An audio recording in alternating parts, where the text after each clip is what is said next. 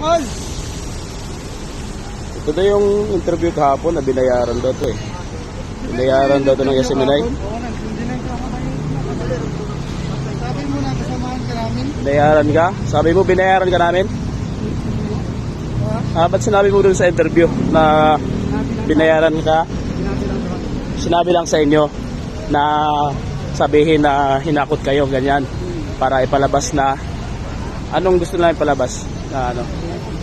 Kasi ang dami kasing nag-ano sa amin. Sabi lang kasi nakasama ko, binigyan pala daw kayo ng 100. Para pangkain na. Oo. So pangasiraan lang yung rally. Sino nagsabi sa inyo sir? Ay, nagbigay. Hindi ba pa kayo bigyan? Ay, sabihin mo lang, wala namang ano. Wala namang ano. Di naman, Kasi nagtaka lang kami kahapon bakit may biglang video kasi na lahat lumabas. naman dito sir, buong member namin.